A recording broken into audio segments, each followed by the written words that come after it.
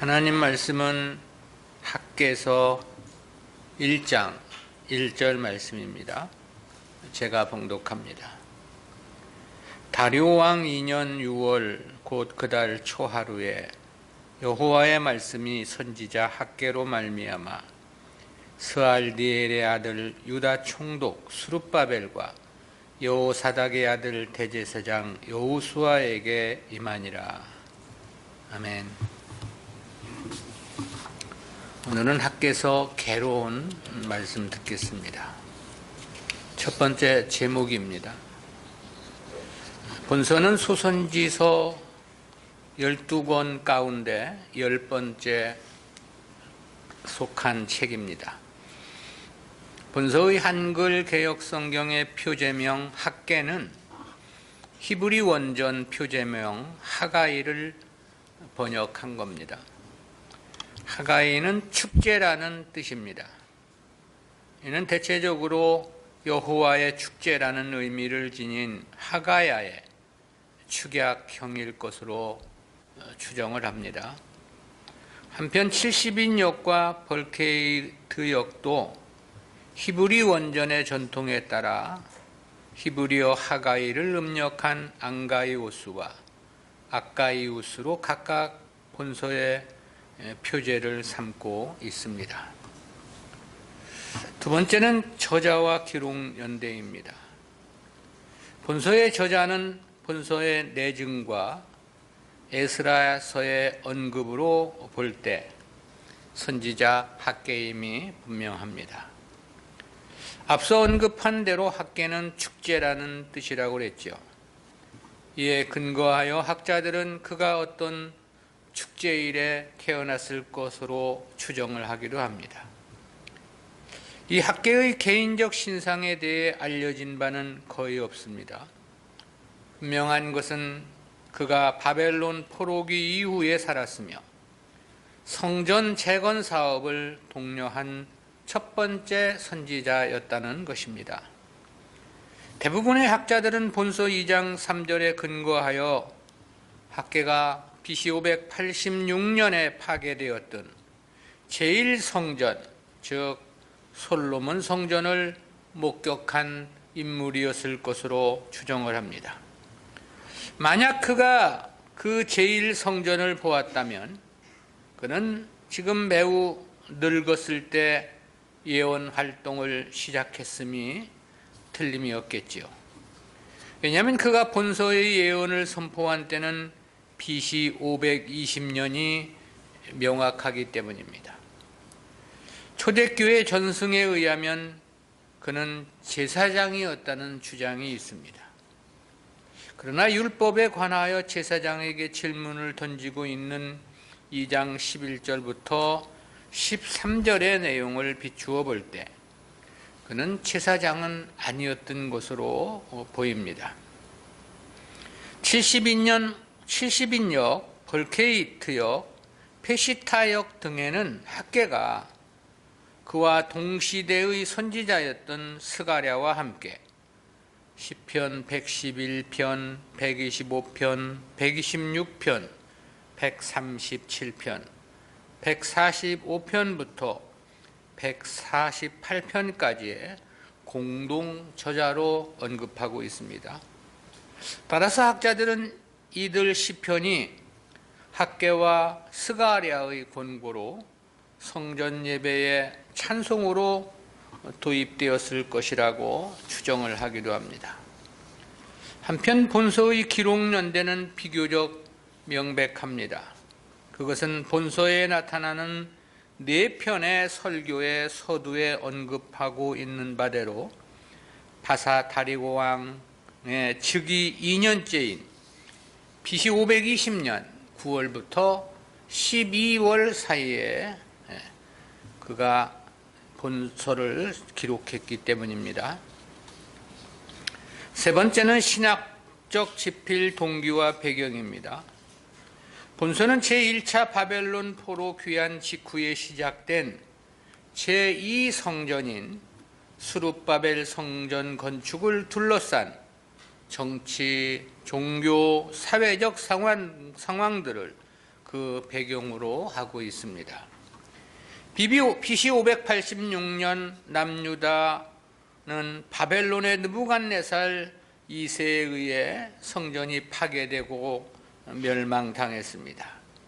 그리고 예레미야의 예언대로 남유다 백성들이 바벨론으로 포로로 끌려간 지 68년이 지난 BC 538년 바사왕 고레스의 칙령에 의해 유대인들의 귀환과 성전 건축이 허락되게 됩니다. 그에 따라 BC 537년 스룹바벨의 인도하에 제1차 포로 귀환이 이루어지게 되죠. 당시 유다 땅으로 돌아온 유대인들은 그 다음 해인 BC 536년에 성전의 주춧돌을 놓는 정초식을 감격스럽게 거행을 합니다. 그러나 성전 재건 공사는 사마리아인들의 방해를 받게 되죠. 거기에다 폐허와 황무지로 변해 있는 유대 땅에서의 힘든 노역도 성전 재건 공사의 큰 걸림돌이었습니다. 또 주변 민족들의 약탈과 자연재해 등으로 인한 잇따른 흉작도 큰 어려움을 더했다는 것을 알 수 있습니다. 거기에다 고레스의 뒤를 이어 바사제국의 왕위에 오른 캄비세스 2세는 이 팔레스틴 지역에 대하여 큰 관심을 갖지 않았습니다. 아무튼 사마리아인들의 방해로 성전 재건은 겨우 기초만을 놓고 중단되게 되었죠. 그리고 그때로부터 16년 동안이나 성전 재건은 방치되게 됩니다. 그런데 이런 성전 재건 사업의 중단은 곧 성전을 중심으로 삶을 영위해야 하는 선민 이스라엘의 신정국가 재건에 막대한 차질을 가져오는 것이었습니다. 뿐만 아니라 성전은 하나님의 구속사 전개의 통로로서 선민들에게는 절대적인 것이죠. 그럼에도 이를 감당해야 할 선민 이스라엘이 성전 재건에 대한 관심은 크게 약화되었습니다. 오히려 자신들의 안일만을 추구하는 세속적인 생활에 빠져 있었습니다.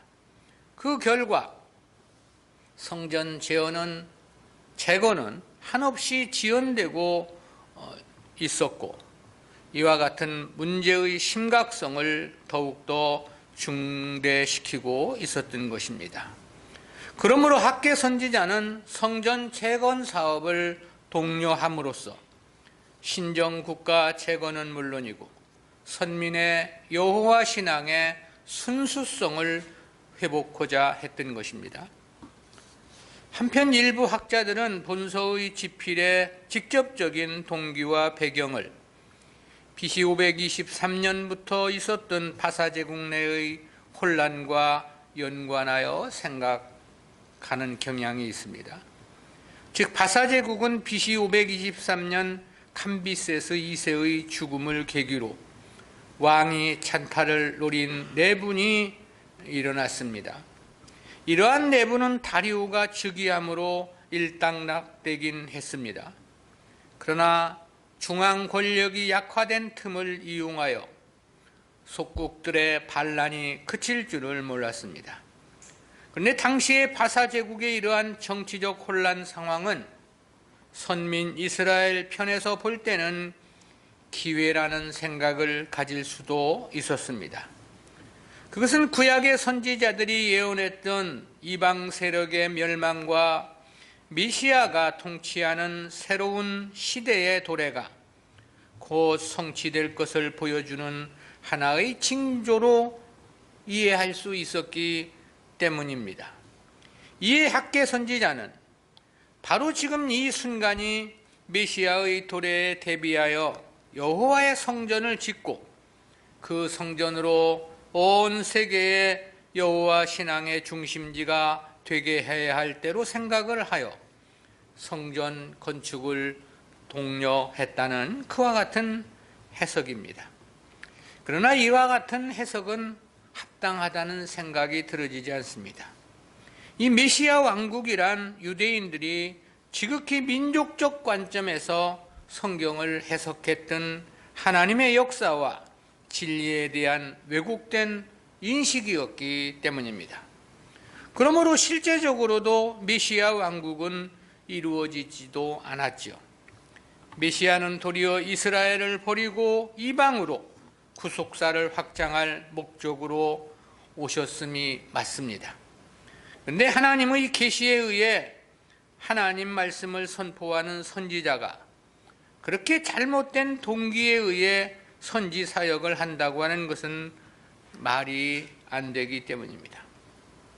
따라서 본서의 집필 동기는 하나님의 계시와 함께 순수한 성전 재건이 그 목적이었다고 정의할 수 있습니다. 실제 이 70년 포로라는 하나님의 예언 성취를 위해서는 이때의 성전 재건은 반드시 이루어져야만 했을 것이기 때문입니다. 그것은 바벨론 70년 포로라는 그 예언이 성전이 무너진 이후부터 다시 재건하여 완공되기까지를 가리킨 기간이기 때문에 그렇습니다. 네 번째는 학개서의 내용 전개입니다. 본서는 선민 이스라엘의 바벨론 제1차 포로 귀환 직후에 개시된 예루살렘 성전 재건 사업이 16년 동안이나 중단된 상황을 그 배경으로 하고 있습니다. 이에 학개 선지자는 영적 무관심과 나태함에 빠져있는 백성들의 영적 각성을 촉구하고 성전 재건 사업을 재개케 할 강력한 의지를 갖게 되었던 거죠. 물론 그것은 하나님의 감화 감동의 역사였을 것은 너무나도 자명합니다. 즉 본서는 성전 재건을 통해서 여호와 신앙의 순수성 회복과 신본주의적인 삶의 회복을 촉구하고자 기록한 책입니다. 이러한 본서는 모두 4편의 설교로 구성되어 있는데요. 그리고 그 4편의 설교들은 모두 선포되었던 날짜들을 분명히 제시하는 특징을 지니고 있습니다. 아울러 신적 권위와 그 선포의 대상들을 구체적으로 언급하는 특징도 나타내주고 있고요. 이러한 본서의 내용을 보다 구체적으로 제시해 보면 다음과 같습니다. 첫 번째는 성전 재건 사업의 재개 촉구입니다. 본 단락은 학개 선지자의 첫 번째 설교로서 BC 520년 6월 1일에 선포되었습니다. 선포된 메시지는 성전 건축의 지연에 대한 책망과 성전 건축 재개의 명령, 그리고 그에 대한 백성들의 응답으로 구성되어 있습니다. 학개는 백성들에게 BC 536년 성전 재건 사업이 사마리아인들의 방해로 인하여 중단된 이유, 이를 재개하지 않는 그들의 나태함과 안일함을 지적했습니다. 즉 그동안의 이기주의적이고 세속주의적인 삶의 양태를 강력히 책망을 한 것이죠. 또한 이와 같은 삶이 지난날 하나님의 징계를 받았음을 각성케 함과 동시에 백성들로 하여금 신속히 하나님의 명령인 성전 재건을 재개할 것을 촉구한 것입니다. 그로 인하여 중단된 성전 재건이 무려 16년 만에 다시 시작되게 되었던 것입니다. 두 번째는 새 성전에 임할 하나님의 영광입니다. 본단락은 학개의 첫 번째 설교로 성전 재건 사업이 시작된 지 약 한 달이 지난 BC 520년 7월 21일에 선포된 두 번째 설교입니다. 내용은 이스라엘 민족 전체를 대상으로 하고 있습니다. 그러나 그 중에서도 특히 과거 제1성전이었던 솔로몬 성전과 당시 건축 중인 제2성전인 수룹바벨 성전을 비교하며 백성들의 사기를 저하시키는 사람들에게 주어진 말씀입니다. 즉 이때는 성전 재건 공사가 한 달 정도 진행되었던 시점이었습니다. 그때 백성들 사이에서는 과거 솔로몬 성전에 비해 너무 초라한 새 성전의 외형에 크게 낙담하는 자들이 생겨나게 되었던 것입니다. 실제 제2 성전이 외형상으로만 볼 때는 솔로몬 성전에 비해서는 너무나도 초라했던 것이 사실입니다. 그렇지만 학개는 성전이란 하나님의 임재의 상징적인 초소에 불과한 것이므로 외형상의 크고 작음은 결코 문제가 되지 않는다는 것을 강조합니다. 그리고 장차 새 성전의 영광이 과거 솔로몬의 성전에 임한 영광과는 비길 수 없을 정도로 클 것임을 밝혀 성전 재건을 독려하고 격려하는 내용이 두 번째 설교의 중심 요지입니다. 세 번째는 순종에 대한 현재적 축복을 약속한 말씀인데요. 본달락 10절부터 19절은 새 성전에 임할 영광을 선포한 두 번째 설교가 있은 지 약 2개월이 지난 BC 520년 9월 24일에 선포된 세 번째 설교 부분입니다. 여기서 하나님께서는 학개 선지자를 통해 경건의 모양은 있으나 경건의 내용은 없었던 지난날의 이스라엘 백성들의 형식적 예배를 지적했습니다. 또 성전 재건에 대한 태만 등의 잘못을 다시 한번 질책을 했고요. 그리고 그로 인해 지난날에는 재앙이 끊이지 않았음을 추억했습니다. 그러나 이제 모든 잘못을 회개하고 하나님을 진실로 경외하며 성전 건축 재개 명령에 순종하여 성전 재건에 힘쓰는 백성들에게 하나님의 축복을 주실 것을 약속하신 그 하나님의 뜻을 선포했던 것입니다. 네 번째는 스룹바벨에 대한 미래적 축복 약속입니다. 본달락은 순종에 대한 현재적인 축복을 선포하고 있는 세 번째 설교와 동일한 날에 선포된 네 번째 설교입니다. 여기서는 백성들의 지도자였던 스룹바벨에게 임할 축복을 선포했는데요. 즉 하나님께서는 당시 유대 총독이었던 스룹바벨을 굳게 세워 모든 열방을 심판하실 때에 구원하실 것을 약속하셨습니다. 이러한 구원 약속은 스룹바벨로 대표되는 이스라엘 백성들과 오고 오는 모든 세대의 성도들에게도 동일하게 적용이 되는 복합적인 예언의 성격이 매우 강합니다. 또 하나 세 번째 설교는 하나님의 말씀에 순종한 자들에 대한 현재적인 축복을 언급한 것이라고 했죠. 그런데 이 네 번째 설교는 하나님을 의뢰하는 자들의 종말론적 축복에 대한 의미가 함축된 복합적인 예언입니다. 다섯 번째로 학개서의 주제들입니다. 네 번째 항목은 본서의 대주제에 대한 내용이었습니다. 그런데 본 항목은 그 속에서 주어지는 구체적인 내용, 즉 소주제라고 말할 수 있겠습니다. 이 소주제는 다섯으로 요약이 되는데요. 첫 번째로 하나님은 당신의 일을 최우선으로 생각하는 자들을 축복해 주실 것이라는 메시지입니다. 본서가 기록될 당시의 이스라엘 백성들은 여러 가지 어려움에 직면하여 무기력한 삶을 살고 있었습니다. 때문에 성전 재건을 중단한 채 자신들의 현실적인 문제에만 매달렸으나 찾아오는 것은 고난과 재앙뿐이었습니다.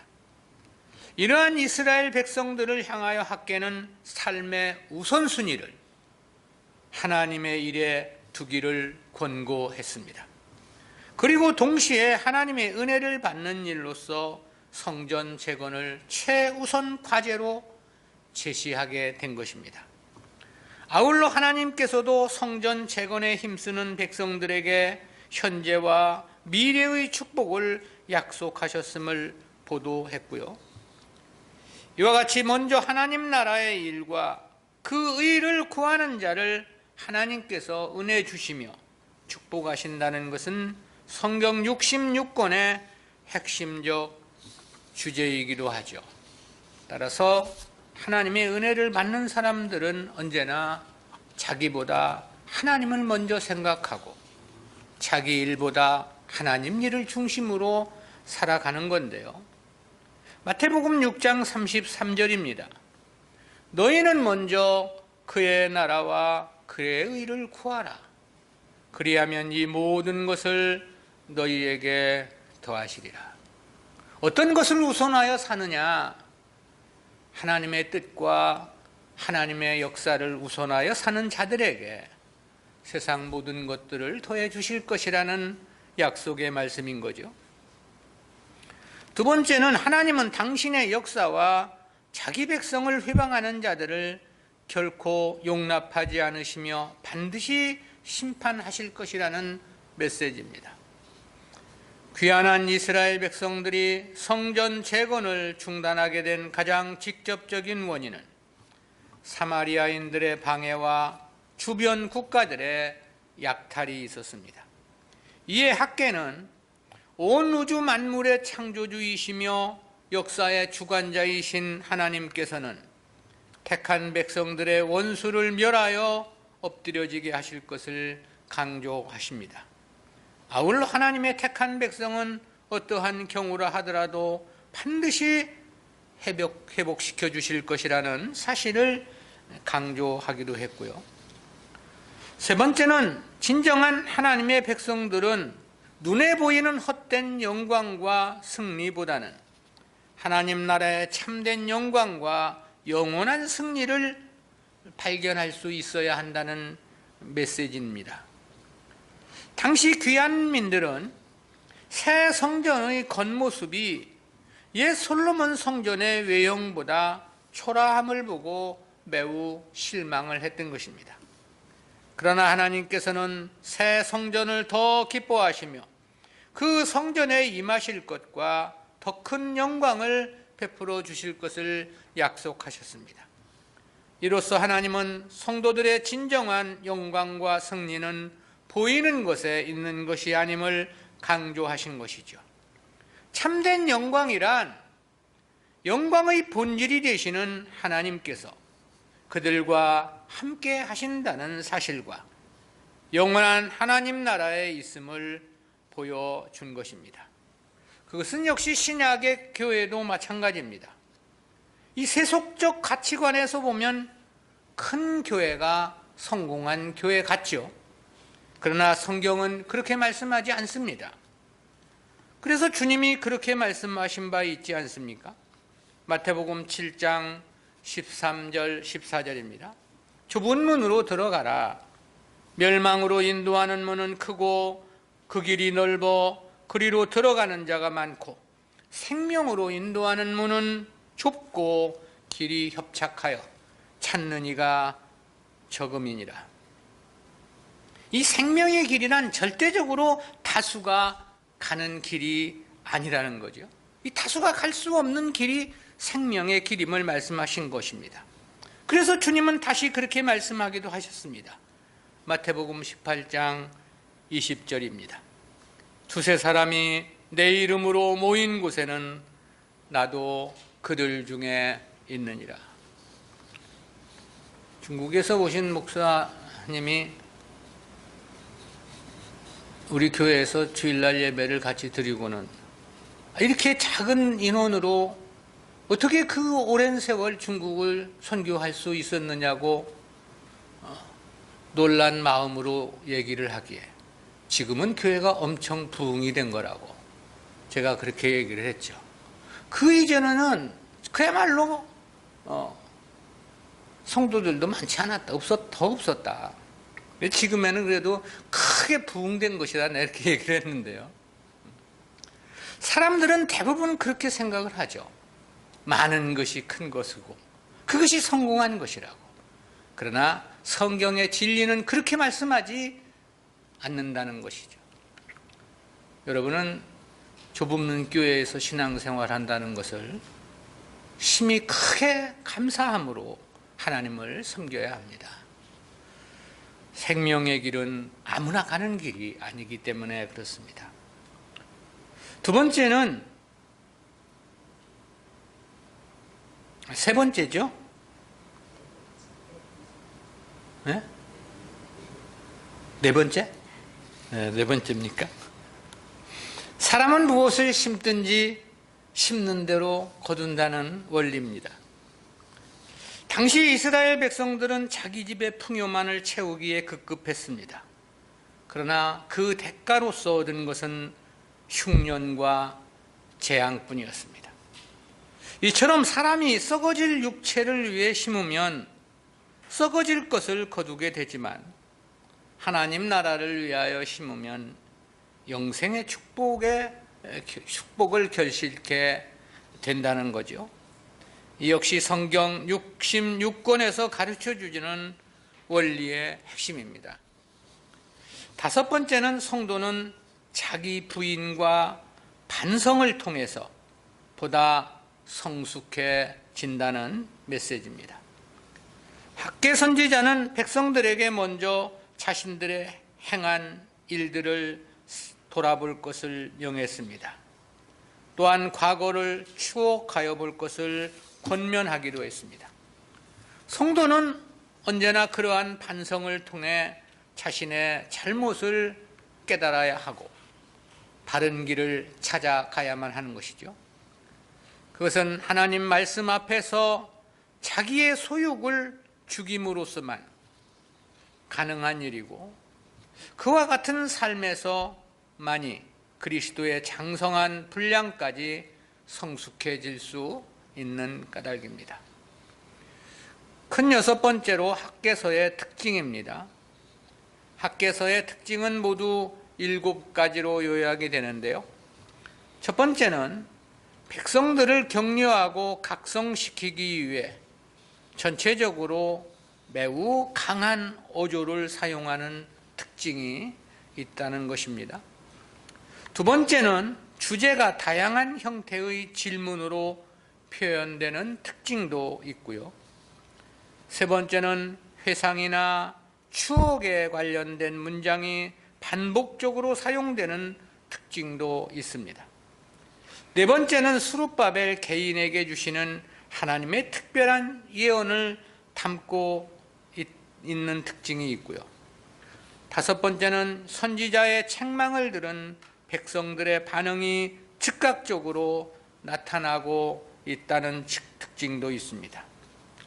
여섯 번째는 포로기 전 선지자와는 달리 우상 숭배에 대한 책망이 전무하다는 특징이 있습니다.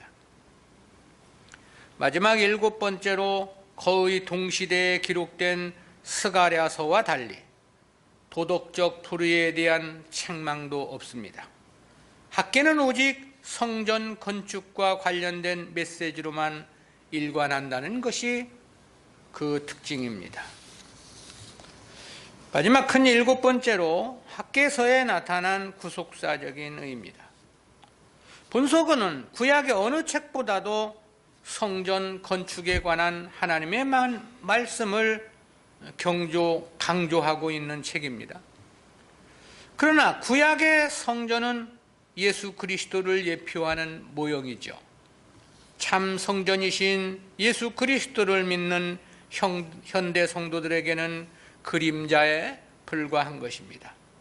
그러나 과거의 이스라엘의 역사나 사건들은 신약의 성도들에게 교훈을 주시는 하나의 거울이죠. 그래서 바울은 그렇게 말한 바 있죠. 고린도전서 10장 8절부터 11절입니다.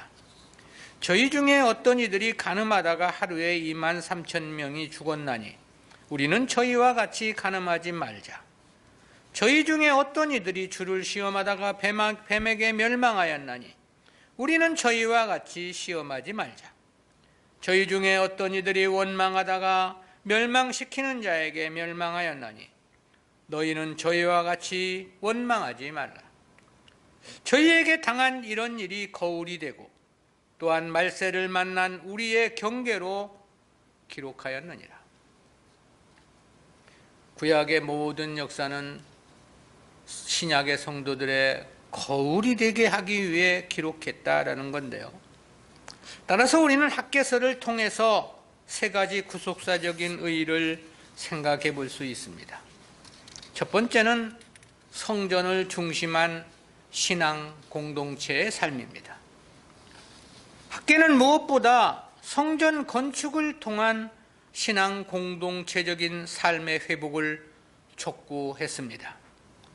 이러한 학개의 메시지는 성전 건축이라는 표면적인 일에 목표를 둔 것은 아니었습니다. 그보다는 모든 이스라엘 백성들이 마음과 뜻과 힘을 합하여 하나님의 명령에 순종하는 자세에 더욱 강조점을 두고자 했던 것입니다. 실제 교회 공동체는 공동체를 이루는 데 목적이 있는 것이 아닙니다. 공동체를 통해서 하나님의 뜻에 마음을 합하여 하나님 뜻에 순응하고 하나님 역사에 동참케 하는 개인의 신앙의 목표점이 있는 것입니다. 그것은 오늘날의 교회와 성도들도 마찬가지입니다. 성도가 교회의 한 지체로서 하나님 역사의 마음 합함과 헌신은 절대적으로 요구되는 것입니다. 그러나 이 역시 이루어지는 어떤 일이 중요한 것은 아닙니다. 그보다 중요한 것이 하나님을 위한 성도들의 개인의 신앙입니다. 즉 이러한 일들을 통해서 성도 자신들의 신앙의 성숙을 이루어가고 하나님을 위한 헌신과 충성의 양을 쌓아가는 것에 목표점을 두어야 하는 거죠. 그것은 그러한 삶 자체가 영생의 기업을 얻는 근본적인 근거가 되기 때문에 그렇습니다. 우리가 중국에 선교를 해서 총회를 이루었지만은 그 총회는 목적이 아닙니다.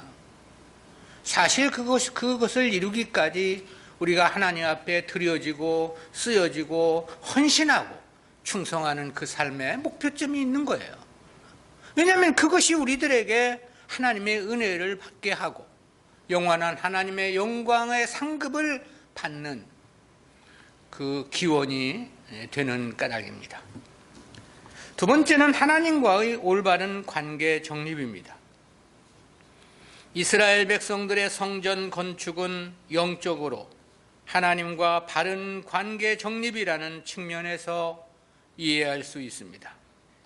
따라서 성전 건축 재개에 따른 축복 역시 오늘날 성도들이 하나님과의 바른 관계 정립을 통해 받게 되는 각양의 축복을 예표한다고 볼 수 있습니다. 그러므로 오늘을 살아가는 우리 성도들은 하나님과의 관계에서 늘 성실하고 진실된 마음이어야만 합니다. 절대 하나님의 일을 적당히 하거나 게을리해서는 안 되는 거죠. 그런 자세로는 영적인 나태에 빠질 뿐만 아니라 하나님의 은혜의 자리로 나아갈 수 없는 까닭입니다. 비록 작은 일이라 하더라도 하나님의 역사에는 마음과 정성을 다해야 됩니다. 그리고 그리 되면 결국 영육간의 빈곤은 성전 재건을 중단했던 때에 이스라엘이 처한 상황과 다를 바가 없게 되어 있는데요. 하나님 일에 나태할 때 그렇다 이 말입니다. 따라서 하나님의 일은 무엇보다 자기를 위해서라도 최선을 다해야 합니다. 이 일은 자기를 위한 일에 무엇보다 우선해야 하는 가장 중요하고 중대한 일이기 때문에 그렇습니다. 우리가 세상을 살아가다 보면 해야 할 일들이 여러 가지가 많이 있겠죠. 그 중에 무엇을 가장 우선에 두고 우리가 살아가고 있느냐라는 거죠. 바로 하나님을 우선하며 살아가야 한다라는 것입니다. 그게 하나님과의 올바른 관계 정립입니다. 세 번째로는 하나님으로부터 공급받는 은혜입니다. 학개는 생활의 어려움에 매어 달려 고민하는 백성들에게 모든 것의 주인이신 하나님으로부터 필요한 것을 풍족하게 공급받는 신앙을 강력하게 강조했습니다. 그것이 바로 주님 일을 먼저 해야 한다는 주님 우선 사상이었습니다. 이 역시 성경 66권에서 강조되는 핵심적인 진리입니다. 그러기에 주님께서도 자기를 위해 무엇을 먹을까, 무엇을 마실까 걱정하지 말라고 말씀을 하셨죠. 그런 것들은 이방인들이나 염려하며 구하는 것이라고 말씀했습니다. 그리고 먼저 하나님의 나라와 의를 구하라고 하셨죠. 그리하면 세상의 모든 것들은 하나님께서 책임져 주실 것을 약속하신 것이죠. 바울도 그런 말을 한 바 있습니다. 고린도서 9장 10절입니다. 심는 자에게 씨와 먹을 양식을 주시는 이가 너희 심을 것을 주사 풍성하게 하시고 너희 의의 열매를 더하게 하시리니. 여기서 이 심는다는 것은 주님과 주님 역사를 위한 성도들의 드려짐과 헌신을 가리킵니다. 그리할 때 씨도 주시고 양식도 더해 주시는 풍성함이 있다는 거죠. 그래서 의의 열매를 더하게 하시는 것이 하나님께서 하시는 일이라는 말씀입니다.